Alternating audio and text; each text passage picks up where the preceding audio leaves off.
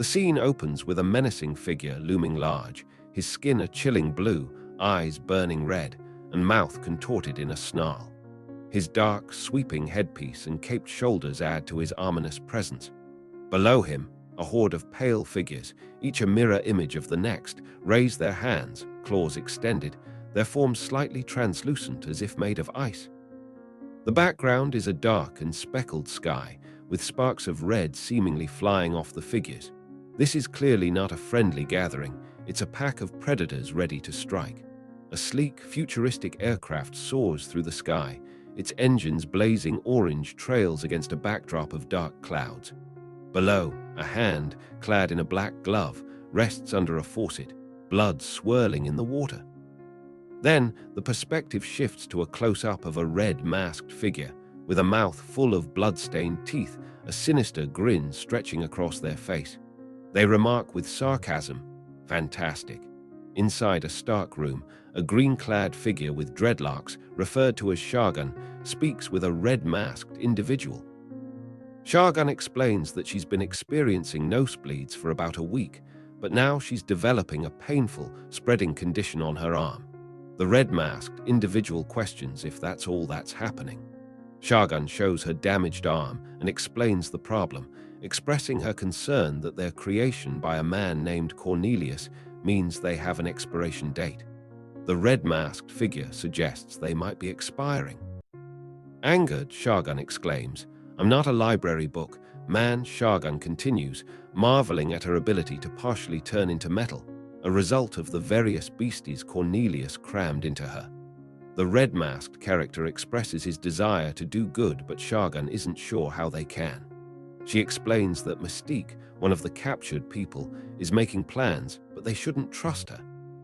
Shogun states that they kidnapped various people including Mystique, Sabretooth, and Dakin to help cure them, but they get distracted by everyone's problems. Shogun then shares her opinion that the Wolverines are all monsters. She is about to elaborate when she is interrupted by a new arrival, a woman with dark hair and a black, white, and gold outfit. The woman says, "Hey."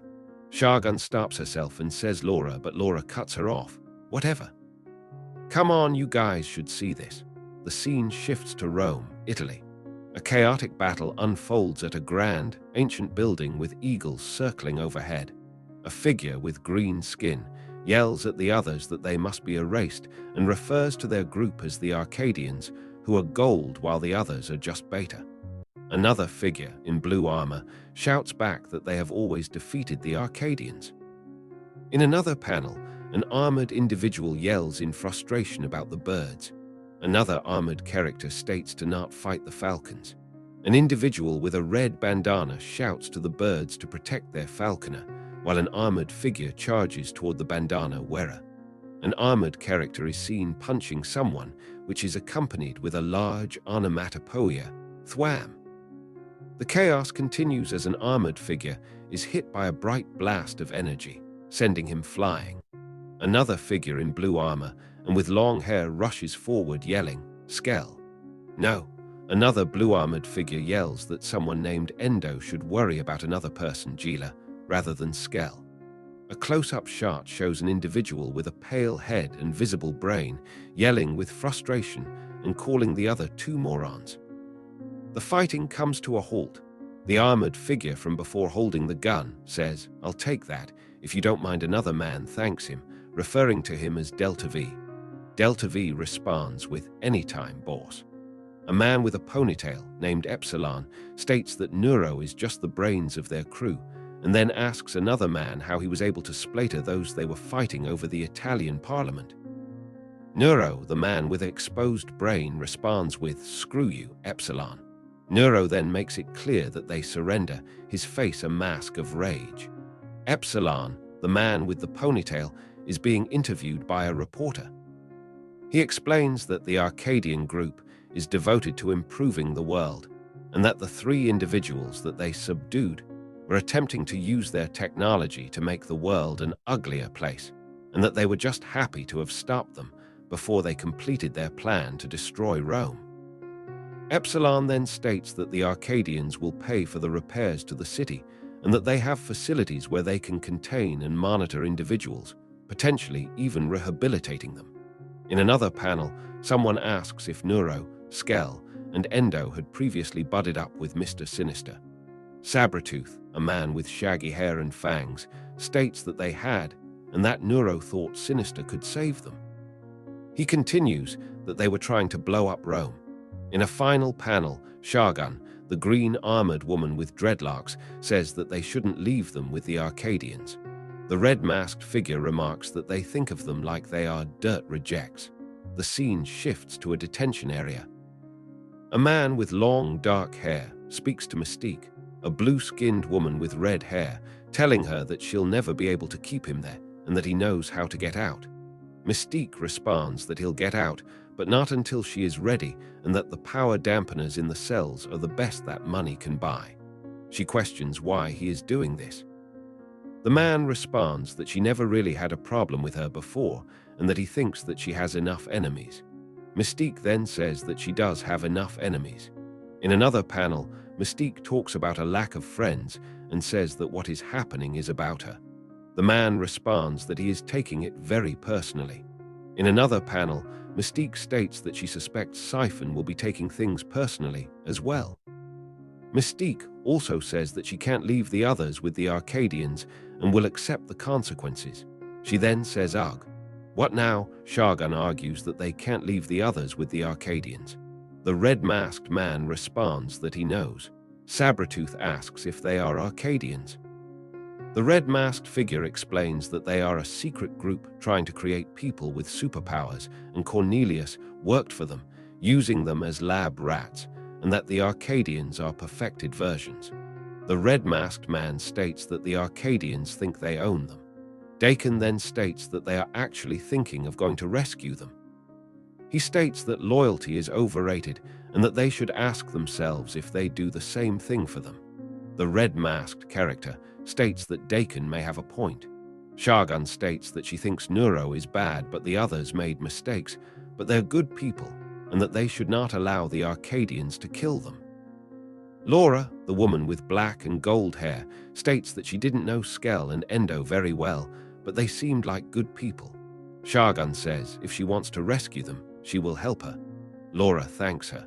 Mystique states that she knows where to start looking and that they were at the Arcadians' HQ once before. She then adds that she doesn't care where Shargun and the red-masked man go, but that X-23 is staying, which is non-negotiable. Sabretooth asks if they didn't just go through this. He then adds that Mystique always does what she wants and not what is necessary, and that she should not be telling him what to do. Sabretooth states that he wants to go along on the rescue mission as it sounds like fun. Laura warns him not to be foolish. Sabretooth then says, "Count me in." Dakin responds with likewise. The scene shifts to the Gulf of Mexico at an Arcadia location. The red-masked figure is seen scaling a building and says, "Thank you for coming with us, Deathstrike. You'll be a great help." A dark-haired woman with sharp claws and a red shirt is seen hanging from the side of the building. She says, "HHN. I know things have been a little weird between us since Shargun is seen holding on to her, but she asks Shargun to say no, as if asking for them to not come." Deathstrike then states that the reason she came was because her other option was remaining on the Changeling with Raven Darkholme, the option she was unwilling to take. In a final panel, Sabretooth says to be quiet, "You idiots. You want them to know we're here before we even get the scene cuts to inside of the Arcadia building." Epsilon states inside as he walks in with two other men. They are immediately met with chaos as Laura, Shargun, Sabretooth, Deathstrike, and the red-masked man fight back. The red-masked man says to give him the people and that this isn't like last time.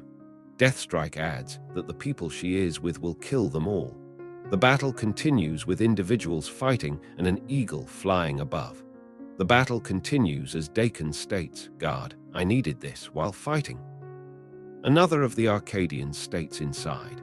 Dakin then has his throat grabbed by one of the Arcadians, while the Arcadian gurgles "NNNGH, heard you." Dakin is then shown pushing the Arcadian and stating the first time as claws emerge from his hand. In the final panel, Dakin exclaims, "What the hell?" as he looks at Deathstrike, who just says, "HNN." Deathstrike is shown attacking one of the Arcadians, stabbing them in the throat and stating hi.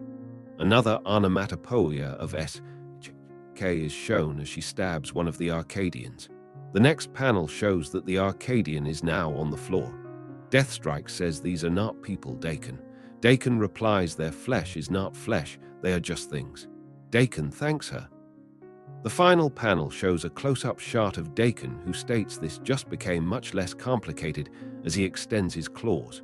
The red-masked man states that he would not say what Dakin said.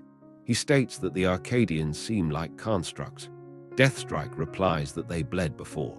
The red-masked figure asks if any of them has ever seen anything like that before. Sabretooth says he's been around a long time and that things smell bad, like a bed where someone died. Sabretooth says that maybe they should go.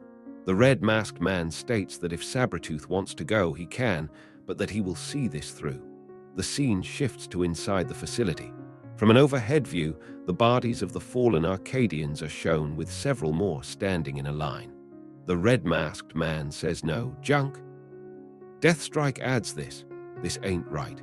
The next panel shows a close-up of a body with a knife stuck in their neck with a sharp, bloody blade, someone stating it's really not. In the final panel, Mystique is shown yelling, "You fools, get out of their right end," and an alert is shown saying, "Holo feed jamming detected." The scene shifts to a different part of the building, where Neuro is shown, with a couple other Arcadians who are each wearing a grey uniform with a red diamond emblem. They are walking down a hallway. Neuro states, "Hello again." The red-masked figure is shown in the next panel, yelling, "Neuro, what is this?"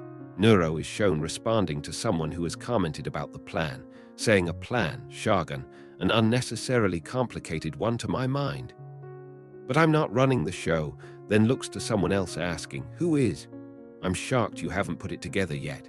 In the final panel, Neuro is shown in a close-up shot, smiling and stating, "I take that back. None of you are exactly Rhodes Scholars," and then in another close-up says, "And so, another clue."